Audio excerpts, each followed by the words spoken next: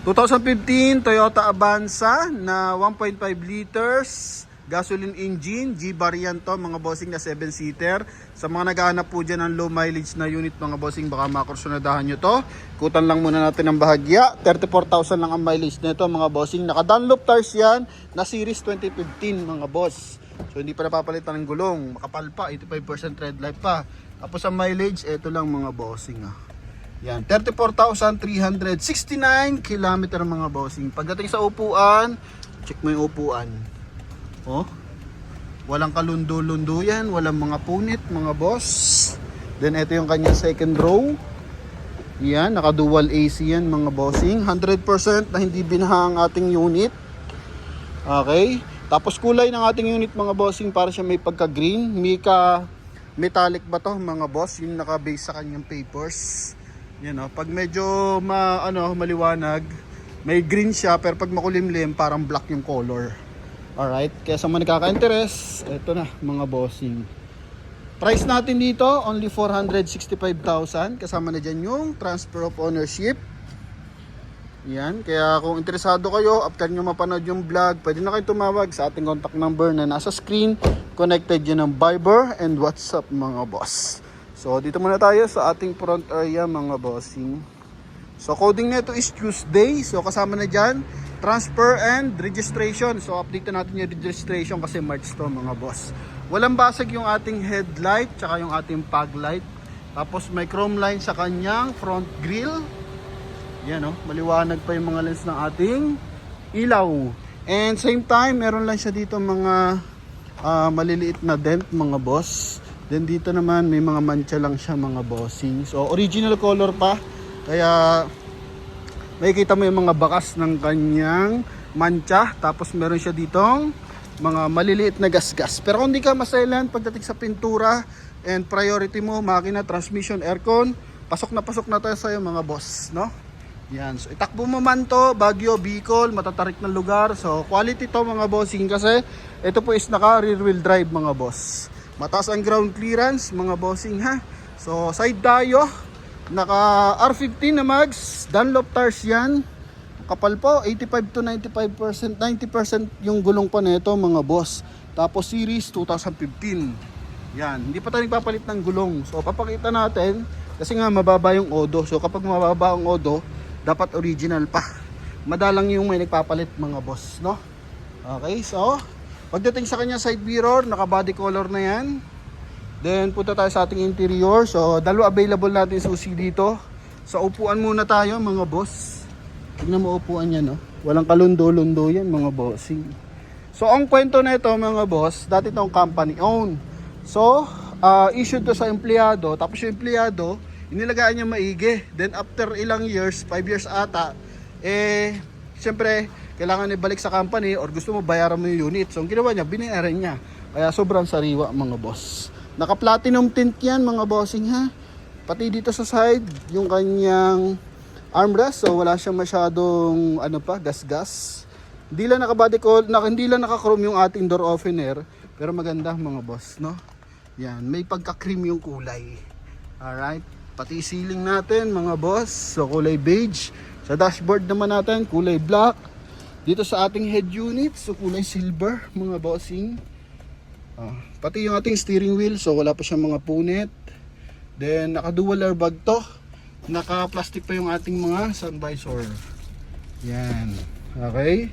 Then dito muna tayo sa ating may aircon mga boss. Ito yung switch ng ating aircon.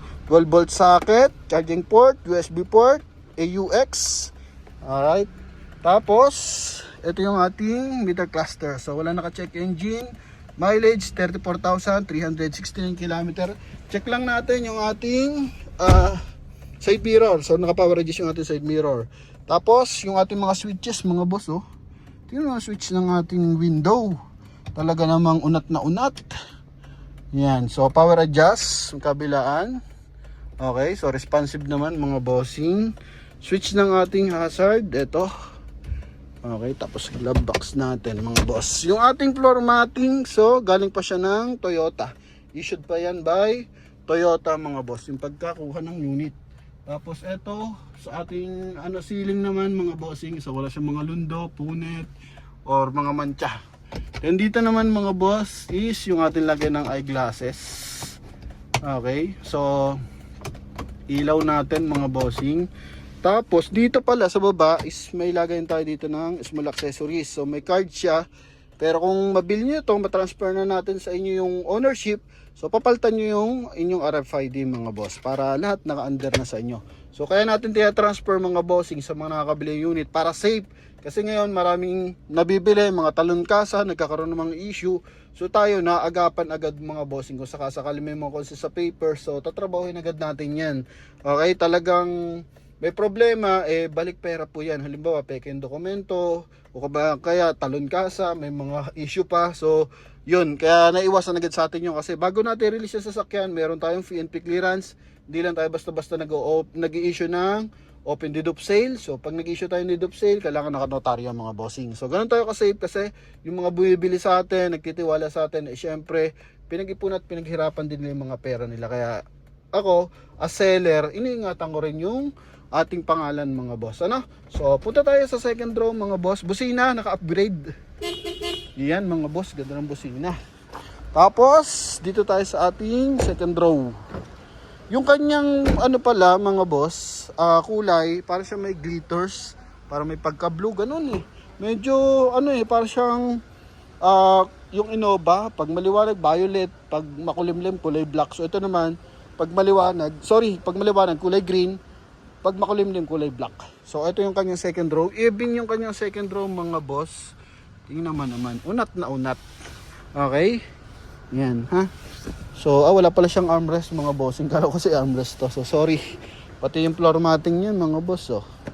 Kapit na kapit. Switches ng ating second row aircon ventilation, goods na goods. Yan, ha? Then tail light mga boss. Dito may mga discoloration ng bahagya. So dahil nga dark naman yung kulay ng ating unit, hindi siya masyadong pansinin mga boss, oh. Yan, oh. 'Di ba? Yan. Oh. Dito naman sa kabilang side, wala man siya masyadong gas-gas mga bossing. Tapos yung ating tail light, buo naman mga boss. Okay, so syempre angat pa rin natin yung ating trunk compartment. So 1.5, ito yung top of the line mga boss ng Avanza. Ito yung kanyang early warning device, Kulduroy na seat cover. Kasama na to mga boss. Yan. Okay. Likuran, parang hindi nauupuan mga boss. Oh. Yan. Galing sa first owner to mga bossing, ha. Kaya sa mga nagkaka-interest, pwede nyo ito i-reserve. Pwede kayo magpadala ng mekaniko o relatives yung marunong sa unit mga bossing. Sobra sariwa mga boss. Yan, salamat sa maraming nagtitiwala sa atin, nagpapadeliver, nagbabayad ng full payment kahit di nila kita unit. Basta tayo naman is concern lang natin dito, yun nga, mga minor scratches. Then yung gulong kasi mga boss, di natin pinapalitan kasi nga mababa yung odo. So para required na sa akin yan mga bossing, kapag ganyan kailangan mababa. Kailangan makapal pa yung gulong, goma. Kasi as 34,000 mileage, hindi mo kailangang mapudpud na maigi yan. So may mapudpud ka man dyan, kailangan isa or dalawa lang mga boss. Kasi nga, kung normal naman yun, niro-rotate nyo yung gulong. So hindi dapat magasgas na matindi.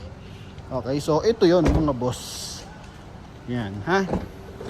Kung malapitan lang ang biyahe mga boss, yung 3 to 4 km lang a day, so no need mo pang palitan ng gulong. Pero kung long drive, dadahin mo ng Baguio, Bicol, so mas advisable sa akin na palitan mo yung goma mga boss, no? Yan. So ito yung kanyang kabilang side. Tingnan mo upuan, no? Dashboard. Syempre tingnan natin yung kanyang engine bay mga bossing. Yan. So punta tayo sa engine bay. Dito lang medyo kalbo ng bahagya, oh. Pero the rest 85%, dito lang nasa 75. Tapos may dent ng konti dito, tsaka dito. Yan lang naman mga boss. Ito medyo malaki, pero sa hood minimal lang mga bossing. May alindog lang ng konti. So punta tayo sa engine bay. Ito yung ating engine bay. Nabuksan na ba? Yun, umangat na. Ito yung ating engine bay mga boss. So walang tagas yan. Kita mo naman. Walang katagas-tagas mga bossing. Battery natin rin is Motolite Gold. Walang punit na panel. Okay. Even dito, walang mga yupe. Magkabilaan mga boss. Okay. Tapos may mga level pa ng kanyang coolant. Tapos ng ating fluid mga boss. Naka ABS. Yan, naka anti-lock braking system mga bossing para at least if magbiglaan ka mag-brake, so hindi maglalak yung ating steering wheel. So engine displacement, makikita naman natin yan. Nandito yan 1495. Nakikita nyo mga boss, yan 1495 cm. So equivalent of 1.5 liters gasoline engine. Naka ano yung ating makina, naka-ion. Ibig sabihin is naka rear wheel drive yan. Pag nakabalagbag, naka front wheel drive yan mga boss. Okay, so at least sa ating mga viewers and buyers, kung wala kang pambili, at least nakakuha tayo ng idea dito sa Promote PH. So yun lamang mga bossing, sa lahat ng sumusuporta sa atin, mapaloob at labas ng bansa, mga nasa local na mga tropa pits. So thank you.